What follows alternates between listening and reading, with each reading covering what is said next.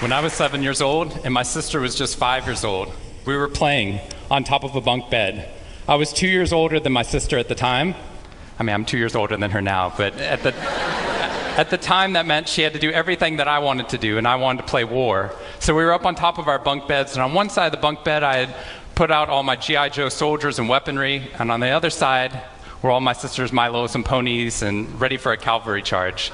There are differing accounts of what actually happened that afternoon, but since my sister is not here with us today, let me tell you the true story. Which is my sister is a little bit on the clumsy side, and somehow, without any help or push from her older brother at all, suddenly Amy disappeared off of the top of the bunk bed and landed with us crash on the floor. And I nervously peered over the side of the bed to see what had befallen my fallen sister, and saw that she had landed painfully on her hands and knees on all fours on the ground. I was nervous because my parents had charged me with making sure that my sister and I played as safely and as quietly as possible. And seeing as how I had accidentally broken Amy's arm just 1 week before,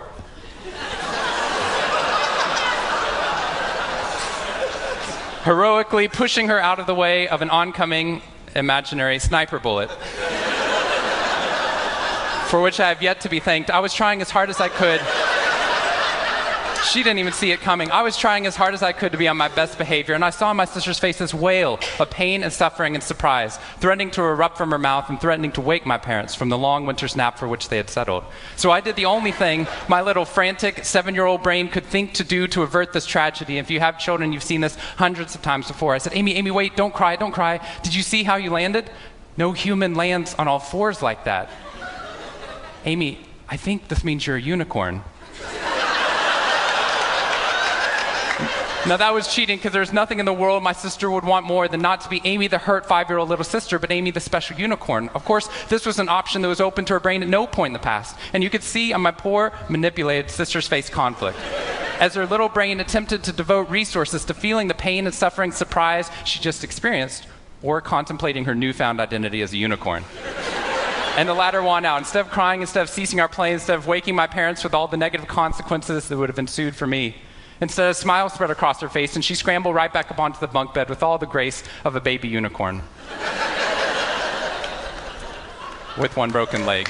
What we stumbled across at this tender age of just 5 and 7, we had no idea at the time, was something that was going to be at the vanguard of a scientific revolution occurring 2 decades later in the way that we look at the human brain. What we had stumbled across is something called positive psychology, which is the reason that I'm here today and the reason that I wake up every morning. When I first started talking about this research outside of academia, out with companies and schools, the very first thing they said to never do is to start your talk with a graph. The very first thing I wanted to do is start my talk with a graph. This graph looks boring, but this graph is the reason that I get excited and wake up every morning. And this graph doesn't even mean anything. It's fake data. What we found is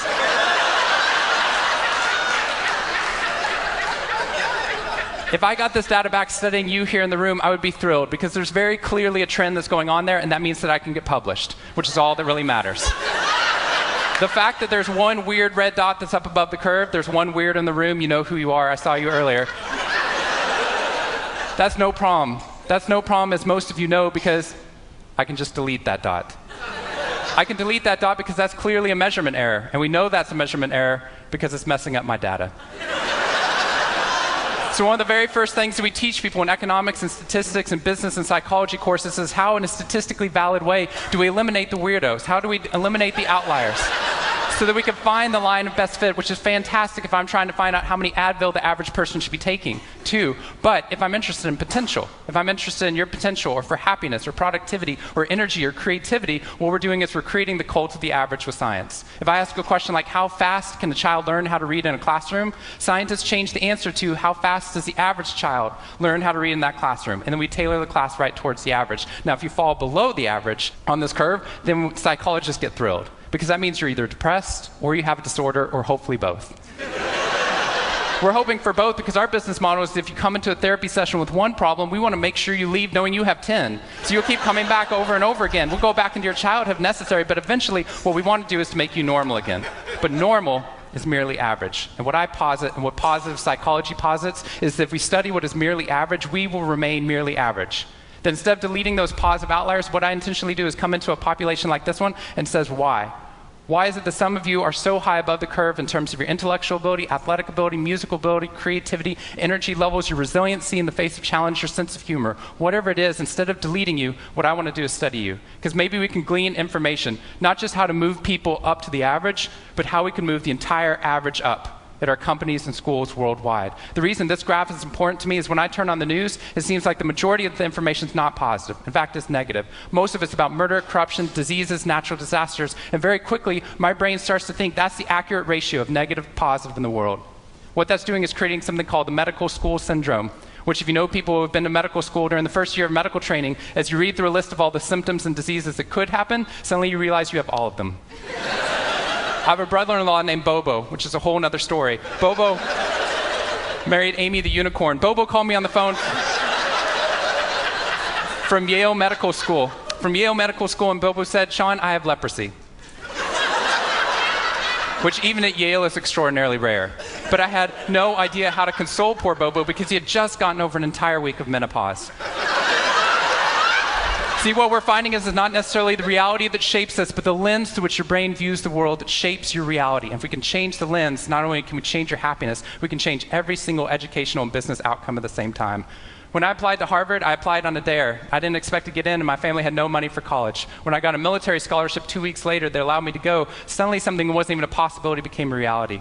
When I went there, I assumed everyone else would see it as a privilege as well, that they'd be excited to be there. Even if you're in a classroom full of people smarter than you, you'd be happy just to be in that classroom, which is what I felt. But what I found there is while some people experienced that, when I graduated after my 4 years and then spent the next 8 years living in the dorms with the students, Harvard asked me to. Wasn't that guy. But what happened... I was an officer of Harvard to counsel students through the difficult 4 years, and what I found in my research and my teaching is that these students, no matter how happy they were with their original success of getting into the school, 2 weeks later their brains were focused not on the privilege of being there, nor on their philosophy or their physics. Their brain was focused on the competition, the workload, the hassles, the stresses, the complaints. When I first went in there, I walked into the freshman dining hall, which is where my friends from Waco, Texas, which is where I grew up, I know some of you have heard of it.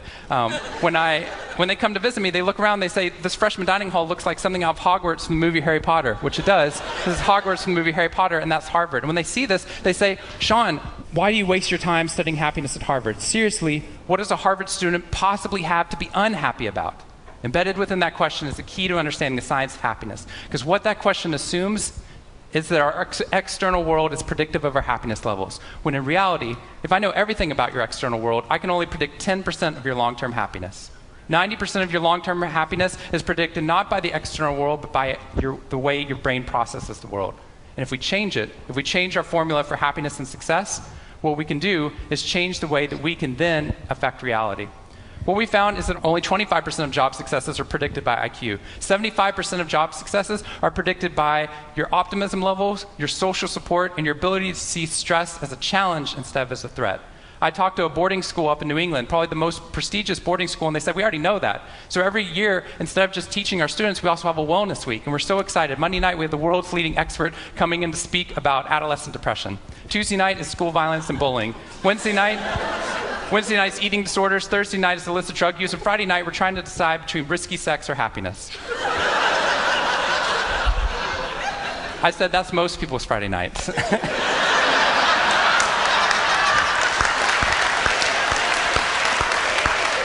Which I'm glad you liked, but they did not like that at all. Silence on the phone. And into the silence, I said, I'd be happy to speak at your school, but just so you know, that's not a wellness week. That's a sickness week. What you've done is you've outlined all the negative things that can happen, but not talked about the positive. The absence of disease is not health. Here's how we get to health. We need to reverse the formula for happiness and success. In the past 3 years, I've traveled to 45 different countries, working with schools and companies in the midst of an economic downturn. And what I found is that most companies and schools follow a formula for success, which is this. If I work harder, I'll be more successful. And if I'm more successful, then I'll be happier. That undergirds most of our parenting styles, our managing styles, the way that we motivate our behavior. And the problem is, it's scientifically broken and backwards for two reasons. First, every time your brain has a success, you just change the goalpost of what success looked like. You got good grades, now you have to get better grades. You got into a good school, now you have to get a better school. You got a good job, now you have to get a better job. You hit your sales target, we're going to change your sales target. And if happiness is on the opposite side of success, your brain never gets there. What we've done is we've pushed happiness over the cognitive horizon as a society. And that's because we think we have to be successful, then we'll be happier. But the real problem is our brains work in the opposite order. If you can raise somebody's level of positivity in the present, then their brain experiences what we now call a happiness advantage, which is your brain at positive performs significantly better than it does at negative, neutral, or stressed. Your intelligence rises, your creativity rises, your energy levels rise. In fact, what we found is that every single business outcome improves. Your brain at positive is 31% more productive than your brain at negative, neutral, or stressed. You're 37% better at sales. Doctors are 19% faster, more accurate at coming up with the correct diagnosis when positive instead of negative, neutral, or stressed, which means we can reverse the formula. If we can find a way of becoming positive in the present, then our brains work even more successfully as we're able to work harder, faster, and more intelligently. What we need to be able to do is to reverse this formula so we can start to see what our brains are actually capable of. Because dopamine, which floods into your system when you're positive, has two functions. Not only does it make you happier, it turns on all of the learning centers in your brain, allowing you to adapt to the world in a different way. We've found that there are ways you can train your brain to be able to become more positive. In just a 2-minute span of time, done for 21 days in a row, we can actually rewire your brain, allowing your brain to actually work more optimistically and more successfully.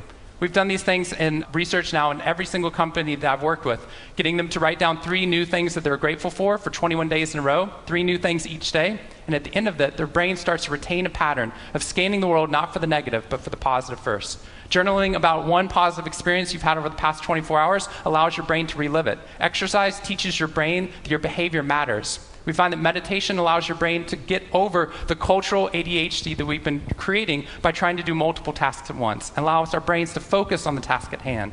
And finally, random acts of kindness or conscious acts of kindness. We get people, when they open up their inbox, to write one positive email praising or thanking somebody in their social support network.